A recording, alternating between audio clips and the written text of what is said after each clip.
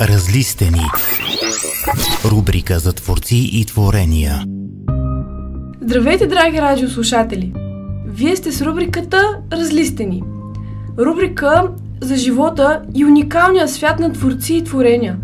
Рубрика, в която да се разлистим, размислим и вдъхновим. И да растем. Да растем с богати умове и грамотни сърца. Днес сме ви подготвили радиоочерка "Думи за Талев", посветен на патрона на училището ни.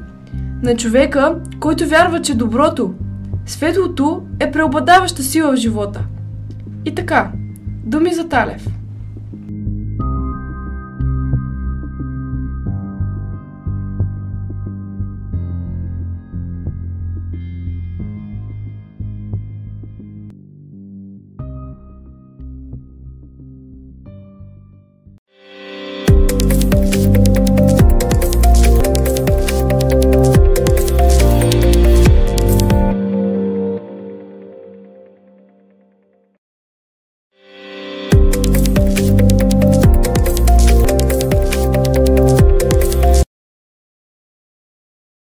Неврокопска професионална гимназия Димитър Талев.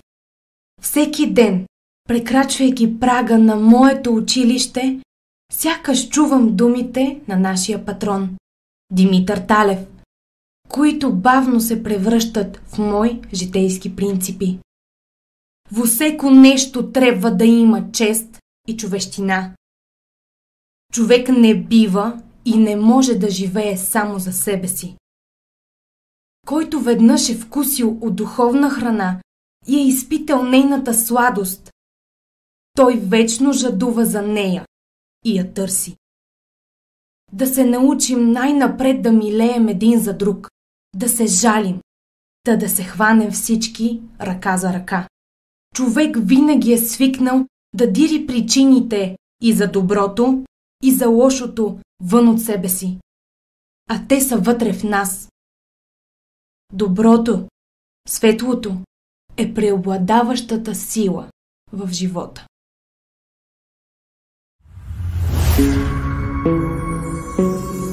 Султана напомня баба ми, но не е тя.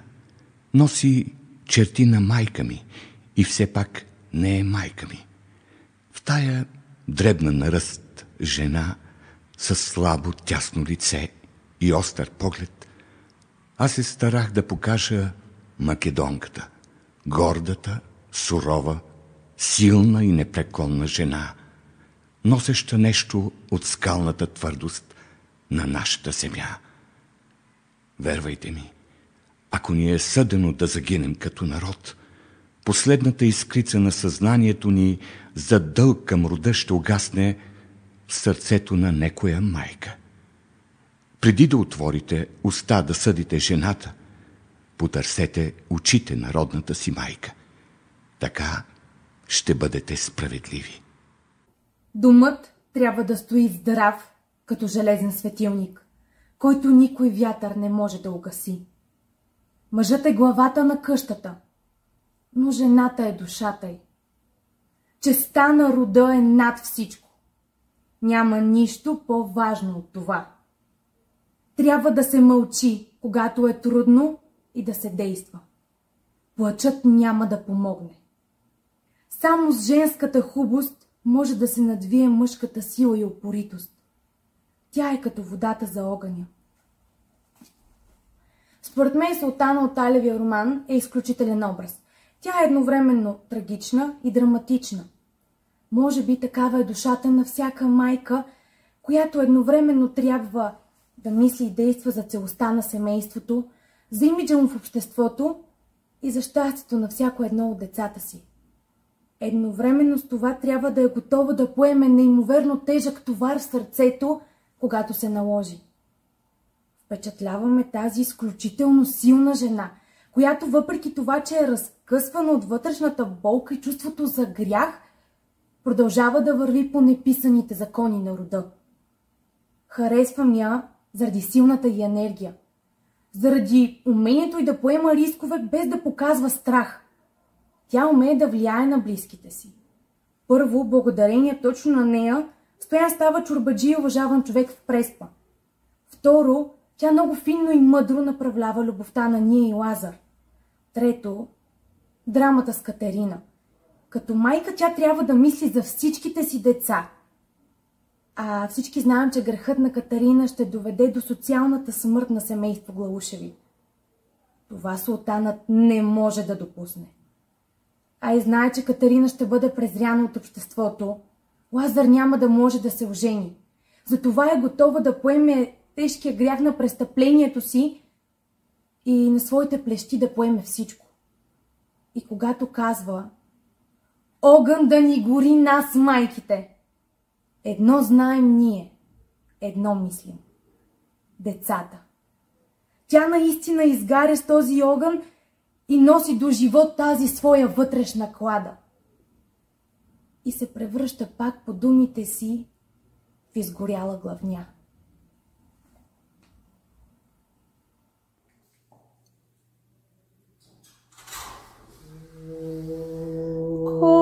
Господи, возвах к Тебе,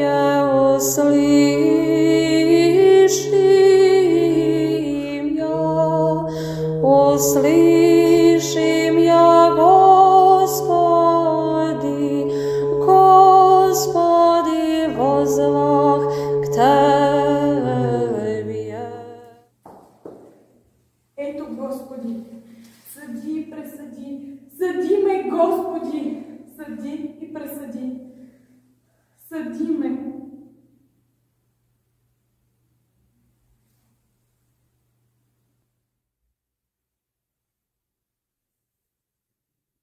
Сторих грех, но трябваше аз да му мисля.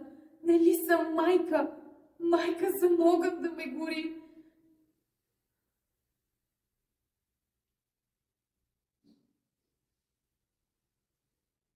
Проклет да е часът, в който той Араф влезе в къщата ми. Лаза ми каза, че Катерина е трудна от няколко месеца вече и че трябва да ги женим.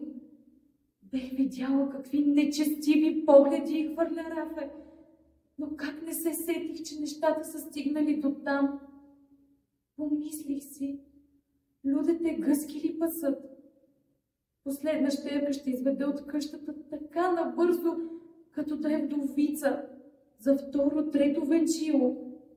А после, след 5-тия месец от венчавката, не ще ли излезе всичко на Мегдан? Трябваше аз да му мисля. Не ли съм майка, майка за огън да ме гори? Така започна мъката ми, борбата ми, Господи. Бех чула някога Лаза да чете по букварите. Грехът ражда грех. Но нямаше друг път, за да запазя катето от людските думи, от признаха на людите. Трябваше да пожертвам детето й. Трябваше да погубя една душица Божия. Прости ми, Боже, и Ти, Божия майко. Чувствам голем срам пред Тебе, Господи, че прибегнах до дявола, а не Ти останах верна до край. Как да защитя детето си от този позор и всичките си деца и целият си род? Знае. Никой не може да прости на Катерина. Всеки щеше да се поругае с нея. Исках само да защитя детето си от хорската жестокост. Тя не е знаела, що върши. Не е смятала последствията. А никой няма да накаже мъжът, който е 100 пъти по-виновен от нея. Всичко ще падне върху цялата ми челяд. А как ще венчая Лазар? Кой ще се сроди с опозорено семейство? Човек не може и не трябва да живее само за себе си. Майка съм, огън да ме гори. Господи, возвах к Тебе,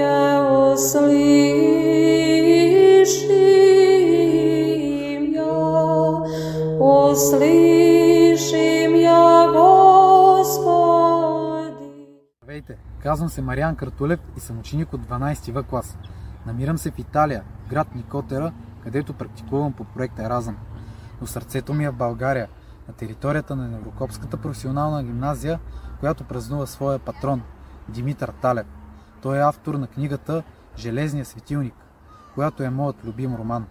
В нея особено силно ми влияе образа на Лазар Глаушев и още повече ме вдъхновяват думите му като «Аз държа за народа и 100 пъти повече, отколкото за себе си».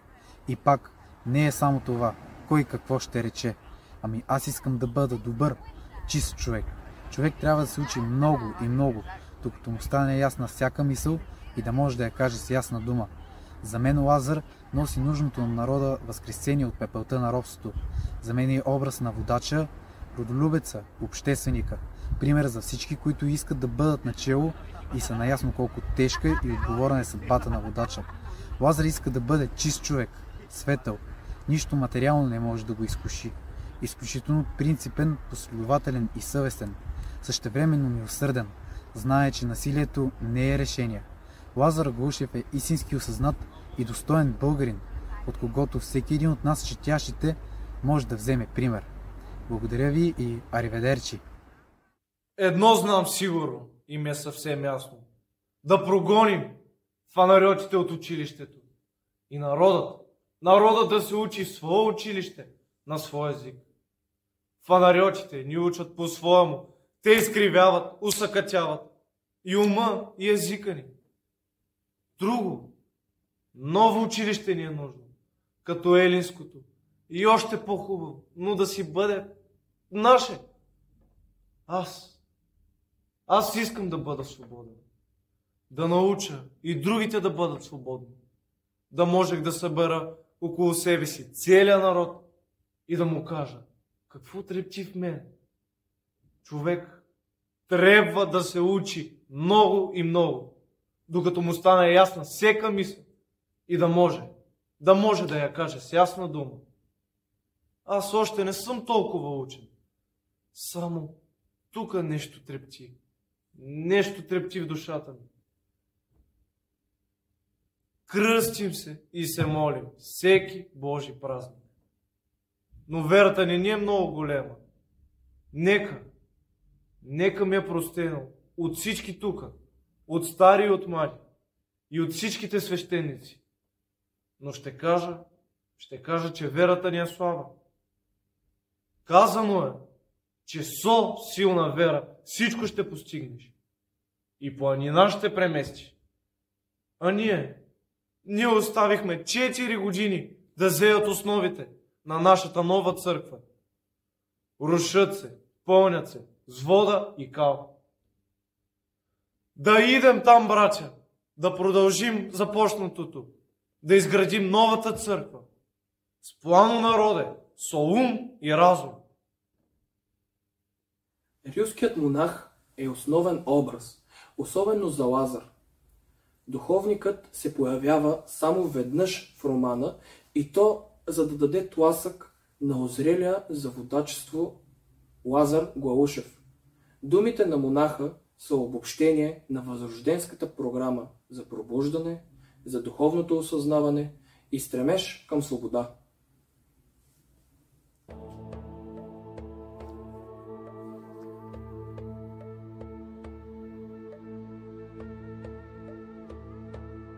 Ние не сме безименно стадо и овци безмълвни, а сме многоброен народ със свой език. Но ние сега сме прости и невежи и сме покорни, чужди раби, та дори и Словото Божие ни е тъмно, защото го чуваме на чужд нам език. Всеки народ е велик за себе си и гърците са били, а ние не сме ли били? Научи миналото на своя народ, за да се гордееш. От векове в тъмно робство ние сме прости и невежи. Отвори очите си, народе, пази се от чужди заблуди, познай себе си и своя народ. Човек не бива и не може да живее само за себе си. Имаме своя дом, своя челюст, но имаме и своя народ. И колкото сме слаби сами, толкова сме силни всички заедно, братя по кръв и по вяра. Няма достатъчно здрава черупка, в която да се скрие човек. Ще дойде черния гарван и ще я щупи с клюна си. Което човек не може да види с очите си, не може да чуе с ушите си, го намира в душата си. Не ме е страх от живота, страх ме е само от това да не изгубя себе си. Любовта е нещо, което не се мери с думи. Тя се живее. Не мога да чакам щастието. То трябва да дойде при мен, когато съм готова за него. Щом съм се родила жена, ще търпя, но няма да се прекърша. Това е Ния от Железният светилник. Харесвам тази героиня, защото за мен тя въплъщава идеята за древногръцката калокагатия, хармонията между вътрешната и външната красота. Нейната финна, очарователна външност е отражението на нейната нежна душа. Тиха и деликатна в повечето случаи, тя притежава твърдост и последователност, когато трябва да постига целите си. Търпеливо, но неотклонно, тя чака Лазар, докато той бъде готов за брака им. А любовта е жизнено важна за нея и е основната сила в живота й. За своята отдаденост в любовта и за добротата й говорят точно тези нейни думи.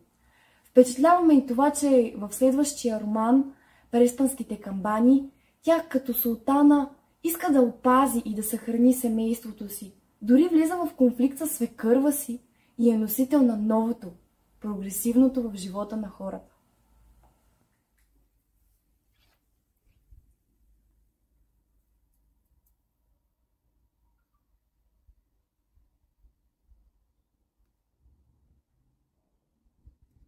Обичаме.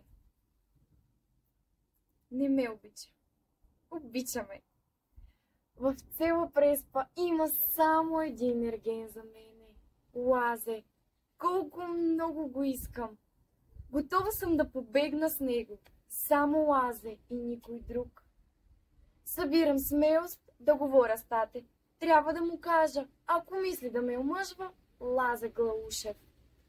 Но как ще изрека тия думи? Това име пред него. Обличаме татко ми в злато и коприна. Храниме с мед и мляко. И никога не ми се кара. Но това не стига. Ето какъв час дойде. Най-близкия ми човек ми е като чужд. Не мога да споделя болката на баща ми. Не помня майка си. Аз други близки нямам. Враг е Лазар на баща ми. Ще слушам, що ми рече Стрина Султана. Не си знаеш силата, Нио. Да те вижда по-често, Лазе. Няма да те забрави никогаш. Не ще устои мъж на твоята хубост.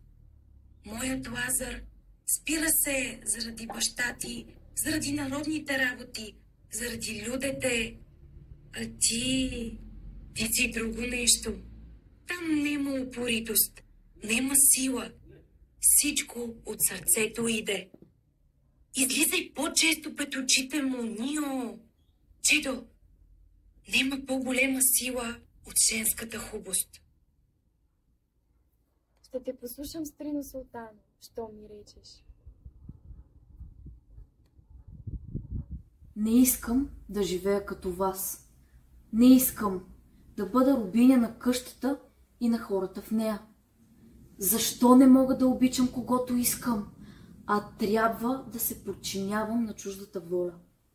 Ще бъда щастлива, дори ако това значи да изляза от тук и никога да не се върна повече. Не съм съгласна да живея с ограничения, наложени ми от хора, които не ме разбират. Това са думи на Катерина от романа Железния светилник. Харесва ми силата на Катерина да отстоява себе си. По това прилича на твърдостта на майка си. И двете отстояват с еднаква отдаденост различните си възгледи за живота и плащат изключително висока цена за това. Катерина е полъх на новото, на ренесансовото усещане от човека. Тя сякаш казва: аз съм център на света. Аз мога да бъда това, което си пожелая. Тя сякаш е една слънчева територия на свободата и любовта, без предразсъдъци и условности. Катерина е и муза. Пример е за това какво една жена може да направи в живота на мъжа. Да го въздигне, да го вдъхнови, да свърже изкуството му с вечността. Нейният образ остава завинаги там, в светостта на иконостаса. Люта е майка ми, затова не смея да й кажа за майстор Рафе. Той и Лазе не смее всичко на нея да й казва. Тя ще каже, че не съм помислила за братята си, за баща си, за нея. Срам съм нанесла голем на семейството. Аз бех като опоена. Нещо ме грабна с голема сила към него. Да не бях го направила, нямаше да ме омъжат за него. Аз знам какво сърце има той. Как страдал, сирак, колко се мъчил. Всички го мъчили. Затова е такъв. Див, но е най-добър от всички. Ами, кога се е събрал с Люде? Не миряса тя, докато не го прогони. И един път не го покани да влезе в къщи. А той икоността си направи. Ала не смей да й го даде. Нека ме убият. Нека ме изгонят. Ще ида при Рафе. Аз знам какво сърце има той. 14 години е по-стар от мен, а ми каза: ти си ми като майка и нема нищо по-мило от майка. Моята майка умре. Той е като дете. Железният светилник започва с образа на Стоян Голушев. Бягащо цело убил хрътката на Бея. В страх и в тъмнина бяга и попада в лабиринта на града. Този избор е сякаш движение от тъмнина към светлина. В града първоначално се чувства изгубен и духом, и телом. Стоян успява да създаде голямо семейство с чистата си душа и с чистите си намерения. С помощта на жена си всъщност той става и чорбаджия, и майстор. Впечатляваме всъщност колко е благодарен за всичко, което има в своя живот. Колко е уважителен към семейството си и към корените си и колко е чистосърдечен, смирен и набожен. Дълго време живях между преспанци, като чужда птица в чуждо ято. Те не искаха така лесно да приемат некарания пришелец, който с женитбата си така бързо и така дръзко извоюва правото на техен съграждани. Така пред мен се разкри обратната страна на един живот, който бе ме привличал с голяма сила. Но въпреки огорченията и разочарованията, които ме поднасяше новия живот, аз се прилепвах все по-плътно към него. Притегателната сила на града не отслабваше, а се съсредоточи в новия ми дом, в Султана, моята невеста, най-хубавото чудо на негостолюбивия и толкова хубав град.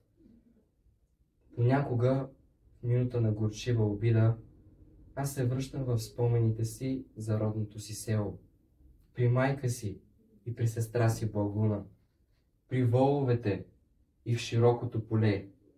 Но тия завръщания са мъчителни и само засилват тъгата ми.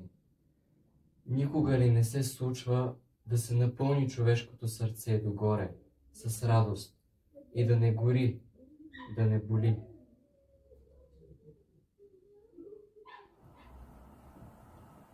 Дърво ще кажеш, чисто благородно орехово дърво.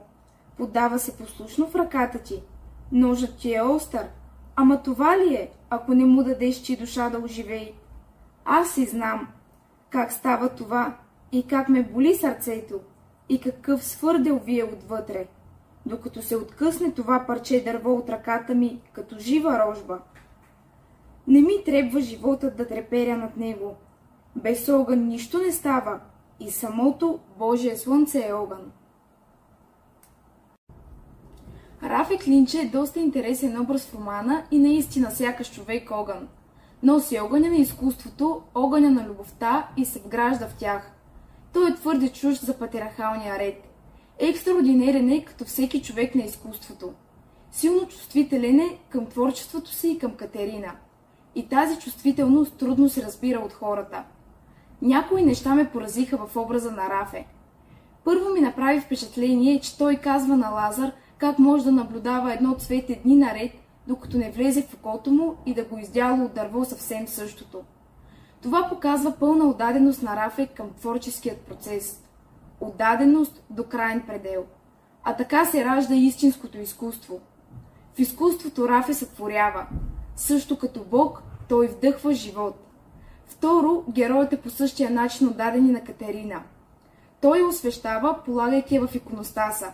За него тя е светица. И това е душата му. Изкуството и Катерина. Трето, героят притежава духовната сила да устои на обществото. Той е различният, неразбраният. Определено прилича на романтическия тип герой. Творецът самотник и тълпата.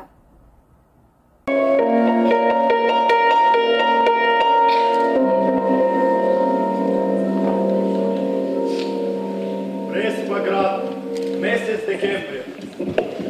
Лето Господне, 1864. Не искам никой да знае. Само когато доближиш запалена свеща, само тогава се вижда, че е тя. Катерина. Моята Катерина. А тук съм аз. Душата ми е в това дърво. Като мине време, като потъмне, ще стане още по-хубаво. По това ще ни знаят людите некога. По сътвореното от нас ще ни знаят. Един ден Талев кани синът си да отидат на гости на един много специален човек. Не му дал повече подробности, но синът му веднага се съгласил. Пристигайки пред къщата, почукали на вратата и били посрещнати много учтиво. И дори малко припряно. Домашните хора се чудели къде да настанят Талев и синът му, за да им е най-удобно. От съседната стая дори се чул шепот: Димитър Талев! Димитър Талев е тук! След малко дошъл и възрастният човек, заради когото те били дошли на гости, и който се оказва учителят на Талев. След дългата няколко часова среща и учителят, изпълнен с вълнение, Талев и синът му си тръгнали. В колата Димитър Талев пита синът си: знаеш ли защо отидох да видя учителят си? Синът му, не знаейки какво да отговори, предполага, че от уважение, понеже не се били виждали отдавна. И Талев му казва: разбира се, че от уважение, но по-друго е за учителя, за самочувствието им. Ще се издигне повече в очите на домашните хора, в тяхното съзнание. Нека се знае, че не е случайен човек учителят. Нека се знае, че не е случайен човек учителят. Честит празник, учителю Талев! Честит празник, учители! Наши най-ценни будители! Както казва Талев, във всеко нещо трябва да има чест и човещина. С пожелание да живеем достойно и с добро се разделяме днес. Разлистете страниците на Талевите романи, разлистете се и се вдъхновете. Разлистени. Рубрика за творци и творения.